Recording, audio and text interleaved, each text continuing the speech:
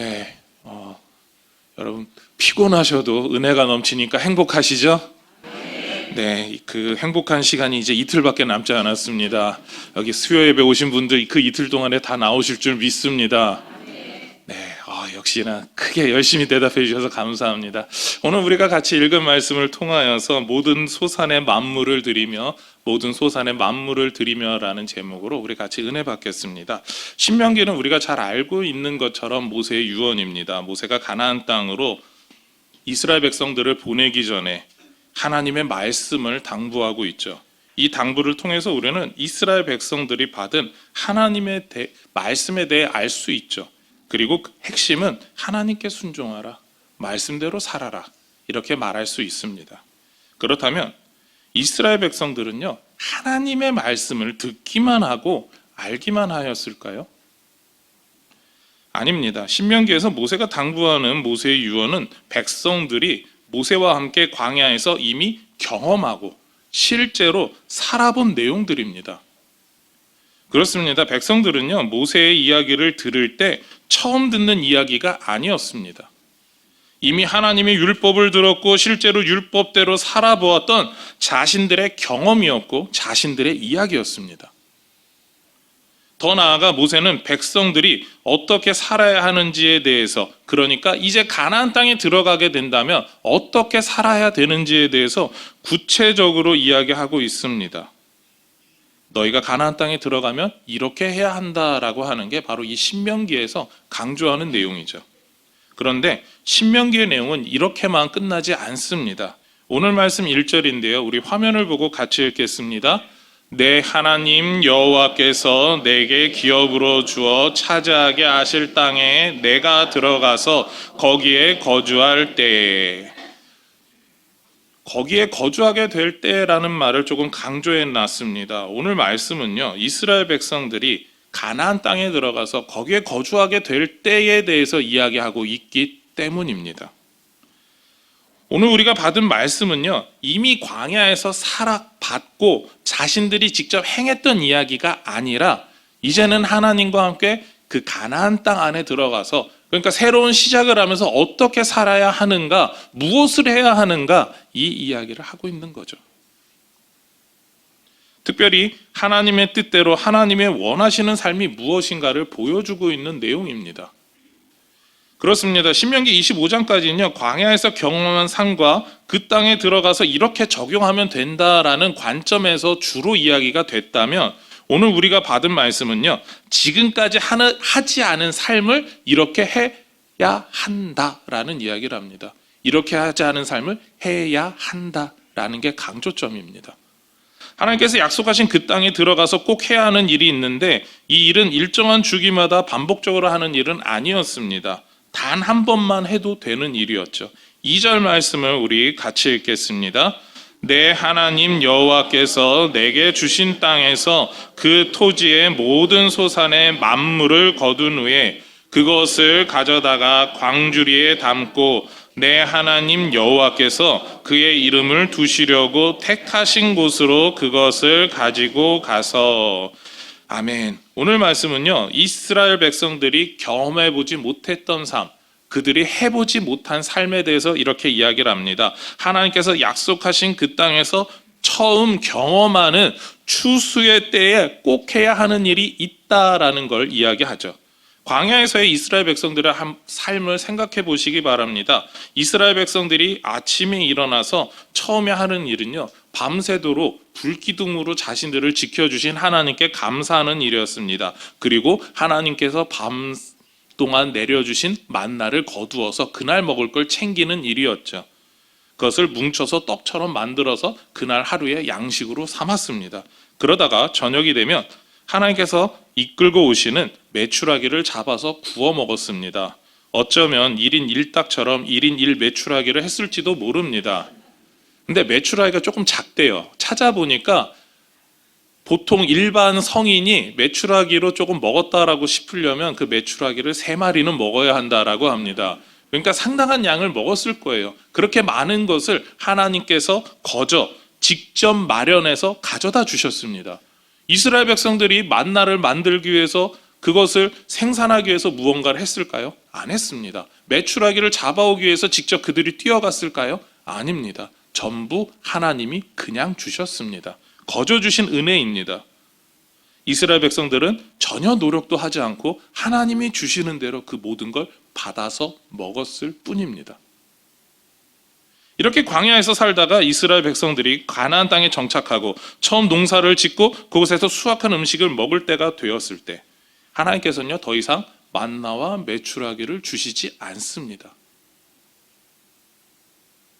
이스라엘 백성들은 아무런 수고 없이 하나님께서 주시는 음식으로 기쁘게 먹었던 그 삶을 이제는 이어갈 수 없게 되죠. 하나님께서 주신 것들을 활용해서 직접 작물을 기르고 수확을 한 그 모든 수확물을 통해서 음식을 만들어 먹는 삶을 살아야 되는 때가 되었습니다. 하나님께서 먼저 만물을 드리라라고 하는 이 말은요, 모든 것을 주신 하나님께 감사함을 잊지 말고 드려야 한다라는 이야기를 하고 있습니다. 너희가 지금까지 광야에서 거저받았다면 이제는 하나님이 주신 그 모든 것으로 너희가 수고하여서 하나님이 주신 은혜를 직접 맛볼 수 있다라고 하는 이제 삶의 방향이, 삶의 관점이 깊이가 달라진다라는 이야기입니다. 그렇게 하나님께서 모든 소산의 만물을 거두고 하나님께 감사하며 드리는 방법을 이제 하나님께서 알려주시는데요. 우리 10절 말씀 같이 보겠습니다. 여호와여, 이제 내가 주께서 내게 주신 토지의 소산의 만물을 가져왔나이다 하고 너는 그것을 내 하나님 여호와 앞에 두고 내 하나님 여호와 앞에 경배할 것이며. 아멘. 하나님께서 약속하신 그 땅 가나안 땅을 주시고 그 땅에서 아무 걱정 없이 추수하게 하심에 대해서 감사하라고 말합니다. 이것이 이스라엘 백성들이 살아가야 할 진정한 진정한 믿음의 시작인 거죠. 모세는 이 믿음의 시작을 반드시 하라라고 강조합니다. 초등학교 4학년 때의 일로 기억을 하는데요. 집에서 어머니가 화분에 토마토를 심으셨습니다. 토마토가 잘 자라기 시작을 했죠. 그리고 하나 둘 꽃이 피면서 열매가 맺히기 시작했습니다. 토마토가 이렇게 열렸을 때 저는 정말 그 토마토가 맛있게 먹을 수 있는 건 줄 알았습니다. 그런데 맛이 별로였습니다. 토마토가 파는 사람이 정말 제 주먹만 할 거라고 이야기를 했는데 요즘 나오는 그 방울토마토밖에 안 되고요. 그리고 맛도 되게 텁텁하고 이게 도대체 어떻게 된 거지? 내가 알고 있는 시장에서 먹었던 그게 아니다라는 걸 깨닫게 되었습니다. 그래서 농사 짓는 일이 어렵구나라고 저는 깨닫게 되었죠. 그런데 그 모습을 보셨던 옆집 아주머니께서 이렇게 알려주셨습니다. 그 아주머니 동네에서 화분에 농사 잘 짓는 분이셨는데 토마토는 처음 열린 열매를 따서 버려야 한다라고 알려주셨습니다. 왜냐하면 그것을 안 따서 버리면 꽃이 더 피지도 않고 그리고 또한 처음 열린 그 토마토가 다른 토마토가 먹어야 되는 영양분을 혼자 다 독식해서 영양이 충분하지 않다라는 이야기를 하는 거죠. 그렇습니다. 처음 열린 열매가 우선은 버려야 될 거다라고 알려주셨죠. 토마토 농사 짓는 법을 너무 늦게 알았습니다. 아무튼 그의 토마토는 망쳤습니다. 네. 그렇다고 해서 그럼 오기를 갖고 그 다음에 농사를 졌느냐? 안 졌습니다. 네, 그냥 잘할 줄 모르니까 하지 말자가 결론이었죠. 무엇보다도 그렇게 농사를 마친 이유가 이 처음 열매를 어떻게 처리하는지 몰라서 그것 때문에 실패했습니다. 하나님께서는요, 이스라엘 백성들이 토지 소산의 만물, 그러니까 가나안 땅에서 처음 열매를 얻었을 때 어떻게 해야 하는지 알려주셨습니다. 그것을 자신들이 소중히 여기고 열심히 갖고 내 몫으로 내가 먹겠다라고 열심히 가꾸는 모습이 하나님 원하시는 모습이 아니라고 이야기해 주시죠. 그것을 오히려 하나님께 만물, 바로 그 처음 열매를 하나님께 바치라라고 말씀하십니다. 우리 좀 전에 화면에 나왔었는데 우리 14절과 15절과 같이 기도할 수 있는데요. 우리 화면을 보고 같이 읽겠습니다. 내 하나님 여호와의 말씀을 청종하여 주께서 내게 명령하신 대로 다 행하였사오니 원하건대 주의 거룩한 처소 하늘에서 보시고 주의 백성 이스라엘에게 복을 주시며 우리 조상들에게 맹세하여 우리에게 주신 젖과 꿀이 흐르는 땅에 복을 내리소서. 아멘. 그렇습니다. 하나님께서 주심에 대해서, 그 모든 것을 주심에 대해서 감사하고 명령대로 다 행하였기에 이제부터 하나님의 복을 내려달라고 당당히 기도할 수 있는, 기도하는 모습을 보여주고 있죠. 이 자리에 계신 모든 분들이 이렇게 하나님 앞에 당당히 기도하시는 분들이 되길 원합니다. 그렇게 하려면 하나님 말씀대로 우리가 행해야 되고, 오늘 말씀에서 이야기하는 것처럼 하나님께서 주시는 그 처음 열매를 드려야 합니다. 그렇다면 모든 소산의 만물을 드림에 대해서, 그러니까 처음 열매를 드림에 대해서 조금 더 깊이 생각하려고 합니다. 오늘 말씀은요, 어떻게 본다면 음식에 대한 이야기이기도 합니다.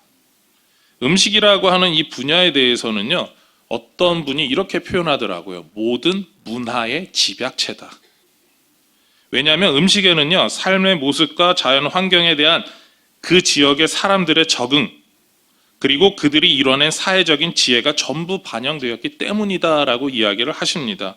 그래서 음식을 만드는 그 식재료를 얻는 과정, 가공하는 과정, 요리하여 섭취하는 풍습 등이 문화가 된다라는 겁니다. 실제로 그렇지 않습니까? 명절에 먹는 음식, 그리고 또한 계절마다 절기마다 먹는 음식이 다 다릅니다.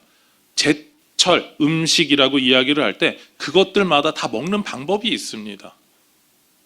그리고 예를 들자면 이렇죠. 김장을 해서 먹는다라고 할 때 지역마다 그 김장을 만드는 법이 조금씩 다 다릅니다. 전라도 분들이 만드는 김장, 그리고 이북에서 오신 분들이 만드는 김장, 경상도에서 이제 제가 어렸을 때 살았던 강원도에서 만드는 그 모든 김장의 모습이 다 다릅니다. 각자가 넣는 그 김치 속이라고 이야기를 하죠. 그 양념의 양이, 배합이 전부 다 틀립니다.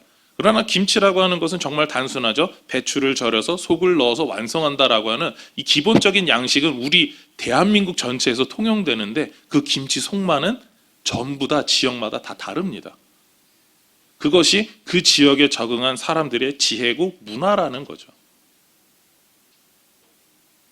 그렇기에 만물이라고 표현된 이 첫 열매를 드리는 일은 단순하게 하나님께 음식물을 드린다라고 하는 표현이 아닙니다. 우리의 먹고 마시고 입고 행동하고 살아가는 모든 문화가 하나님께서 주셨음을 고백하는 그러한 행동, 그러한 감사가 담겨 있는 겁니다. 우리가 지금 살고 있는 이 모습, 우리가 지금 살아가고 있는 이 현재의 모습이 하나님께서 주셨어라고 고백하는 게 바로 이 모든 만물에 대해서, 모든 소산의 만물에 대해서 감사하는 모습입니다. 그렇습니다. 이스라엘 백성들이 가나안 땅에서 이뤄가게 될 모든 문화가 그들 스스로가 우리가 잘나서 똑똑해서 만들어냈어가 아니라 하나님께서 이 모든 것을 우리에게 주셨어. 그것을 우리는 잊으면 안 돼. 그것을 하나님께서 모든 것을 주셨음에 대해서 우리는 감사해야 돼. 그리고 하나님이 우리 문화를 이룰 수 있도록 허락해 주셨어라고 감사하는 것. 그것이 모든 소산의 만물을 하나님께 드리는 일입니다.